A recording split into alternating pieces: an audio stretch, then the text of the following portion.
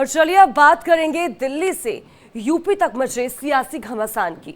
योगी आदित्यनाथ ने विधानसभा में चाचा भतीजे को निशाने पर लिया है, तो संसद में अखिलेश ने मोदी योगी की जोड़ी के बीच दरार डालने की कोशिश की है। आखिर ऐसा क्या हुआ है, जानने के लिए हमारी खास रिपोर्ट देखिए।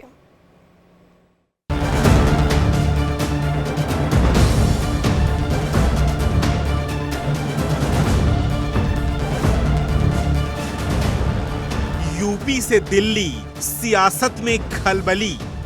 जो बातों से नहीं मानते हैं उनको समझाने के लिए दूसरे तरीके भी अपनाएंगे और सरकार उसको अपना रही है। योगी के तेवर समाजवाद पर कहर। चचा बेचारा हमेशा ही ऐसे ही मार खाता है, उनकी नियति ही ऐसी है। शिवपाल बहाना, अखिलेश निशाना। ठीक है, अलग विषय है कि आपने चचा को गच्चा दे ही दिया। बाबा का नमस्कार, सियासी तकरार। उत्तर प्रदेश से जब से हारे हैं तब से कोई नमस्कार नहीं कर रहा है। बुलडोजर फॉर्मूला, 27 में किसे गच्चा। डिप्टी चीफ मिनिस्टर हैं, वो आपको फिर गच्चा देंगे।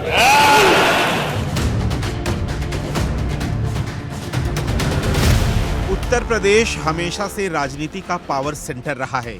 देश के ज्यादातर राजनीतिक मुद्दे यूपी से होकर गुजरते हैं, फिर दिल्ली तक आकर थमते हैं। इस बार भी कुछ ऐसा ही हुआ है, लेकिन बिल्कुल नए अंदाज में, बिल्कुल नए तेवर में। ये इसी का हिस्सा है। यूपी की विधानसभा से लेकर देश की संसद तक यूपी ही राजनीति का केंद्र बिंदु बना रहा।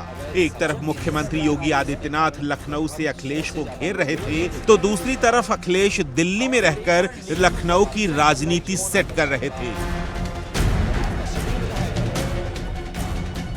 योगी आदित्यनाथ ने अखिलेश के पिछड़ा, दलित, अल्पसंख्यक यानी पीडीएफ फॉर्मूले के गुब्बारे पर पिन चुभा दी।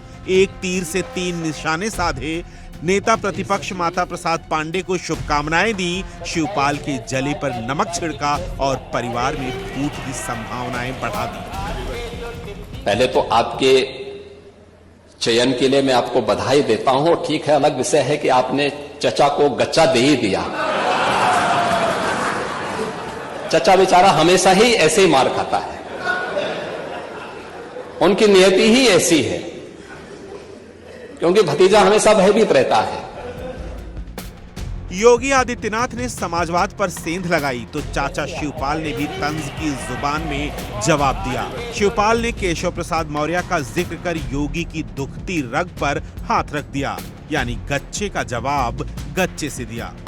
3 वर्ष में आपके संपर्क में रहे तो गच्चा तो आपने भी दिया। अब देख लेना 27 में समाजवादी पार्टी फिर से हरा देगी और आपके जो deputy minister deputy chief minister हैं, वो आपको फिर गच्चा देंगे। बड़बोले मंत्री हैं, उनके पास कोई काम तो है नहीं। ये केवल लखनऊ से दिल्ली, दिल्ली से लखनऊ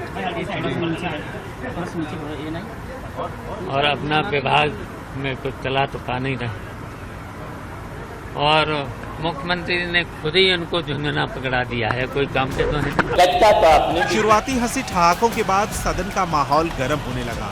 योगी आदित्यनाथ ने एक एक कर पिछले समाजवादी शासन की कमियां गिनाई। माफिया तंत्र और दंगों का मुद्दा छेड़कर विरोधियों को चारों खाने चित कर दिया। क्या ये सच नहीं है कि आपका एक विधायक आजमगढ़ में अवैध शराब की तस्करी में, जिसके कारण लगभग 100 से ज्यादा लोग मरे थे जहरीली शराब से, आपके विधायक की संलिप्तता थी और आज भी वो जेल के अंदर सड़ रहा है? आपका सिटिंग विधायक है वो। क्या ये सच नहीं है कि आप ही की पार्टी का विधायक कानपुर को दंगों की आग में झोंकना चाहता था? क्या ये सच नहीं है? ये दोनों सच्चाई है और ये चीजें दिखाती हैं इन अपराधों में समाजवादी पार्टी की संलिप्तता रही है, संलिप्तता है। योगी ने सूबे की कमान संभालते ही पहले कानून व्यवस्था को दुरुस्त किया, माफिया तंत्र को जड़ से उखाड़ा, बुलडोजर को न्याय का प्रतीक बना दिया। इसीलिए एक बार योगी ने साफ कर दिया कि जो अपराध करेगा वो सजा पाएगा। हमने इसीलिए जीरो टॉलरेंस की नीति की बात कही है कि सरकार जीरो टॉलरेंस की नीति के तहत कार्य करेगी। हमने पहले भी कहा था, आप लोग तो प्रश्न खड़ा करते हैं हमारी कार्रवाई पर, लेकिन बहुत सारे लोग जो बातों से नहीं मानते हैं उनको समझाने के लिए दूसरे तरीके भी अपनाएंगे और सरकार उसको अपना रही है। यूपी में सियासी घमासान के बीच संसद में संग्राम छिड़ा हुआ था। योगी विधानसभा में तेवर दिखा रहे थे तो अखिलेश संसद में आक्रामक दिखे। अखिलेश ने संगठन वर्सेस सरकार के मुद्दे को उठाया। बीजेपी आला कमान और योगी के बीच अनबन की चिंगारी को हवा दी। सभापति महोदया, उत्तर प्रदेश से जब से हारे हैं तब से कोई नमस्कार नहीं कर रहा है। तकलीफ वो है आपको। कंप्लीट करिए। वो वीडियो हमने देखा है कि कोई किसी को नमस्कार नहीं कर रहा है, कोई किसी को देख नहीं रहा है। चलिए, धन्यवाद माननीय। और जो अपने आप को बहुत ताकतवर कहते थे, बहुत ताकतवर कहते थे आप अपने आप को, जिसने हराया उसको नहीं ये हटा पा रहे हैं। अखिलेश संसद में तो आक्रामक थे ही, इंडिया गठबंधन की रैली में भी हुंकार भरी। एक बार यूपी लोकसभा चुनाव का जिक्र कर बीजेपी पर हमला बोल दिया।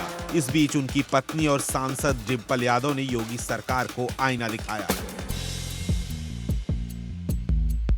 जिस प्रदेश से हम लोग आते हैं, उत्तर प्रदेश में, जहां वो दावा करते थे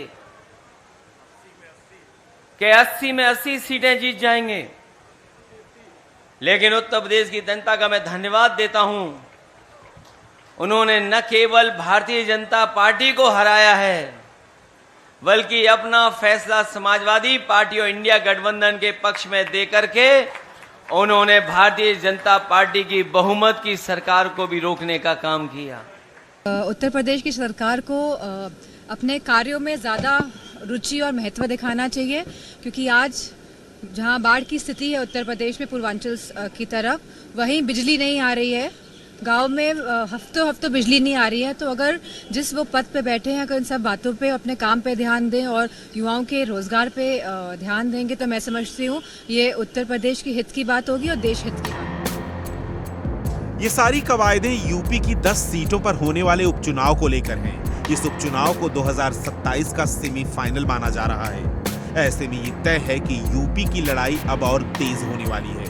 वार पलटवार का सिलसिला और भीषण होने वाला है। Bureau report, India daily.